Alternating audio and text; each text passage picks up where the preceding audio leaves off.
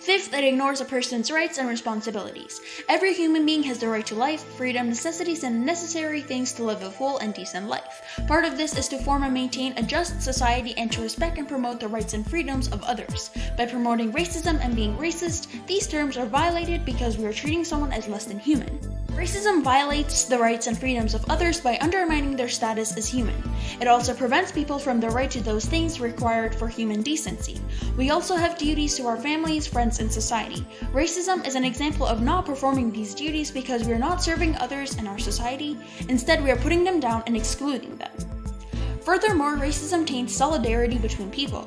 Catholic social teaching proclaims that we are our brothers and sisters' keepers, wherever they live. We are one human family, whatever our national, racial, ethnic, economic, and ideological differences. Racism violates this principle because it shows that we are not a human family and separates people based on race and ethnicity. Additionally, the role of governments plays a huge role in spreading racism. The role of government is to promote human dignity, protect human rights, build a common good, and assist citizens in fulfilling their responsibility to others in society. While the government has laws in place to punish those who commit racist acts, many forms of racism take place on a daily basis. Sometimes even government leaders exhibit racist behaviors. According to Pew Research Center for Demographic and Social Trends, most Americans, including majorities across racial and ethnic groups, say it has become more common for people to express racist or racially insensitive views since Trump was elected president. A smaller but substantial share say this has become even more acceptable today. Smaller offenses of racism take place without the government's knowledge, sometimes as well, and these comments are often regarded as simple jokes or not intended to harm others. Lastly, racism challenges the promotion of peace.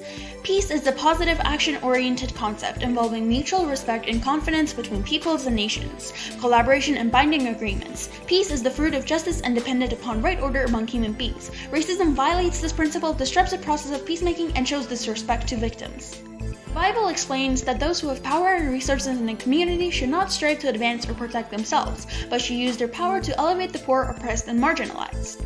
The U.S. Catholic Bishop's Pastoral Letter on Racism states that racism is a sin that divides the human family, blots out the image of God among specific members of that family, and violates the fundamental human dignity of those called to be the children of the same Father.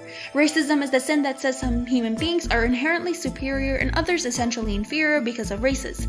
It is a sin that makes racial characteristics the determining factor for the exercise of human rights. It mocks the words of Jesus, treat others the way you would have them treat you. Indeed, racism is more than a disregard for the words of Jesus. It is the denial of the truth of the dignity of each human person being revealed by the mystery of the Incarnation.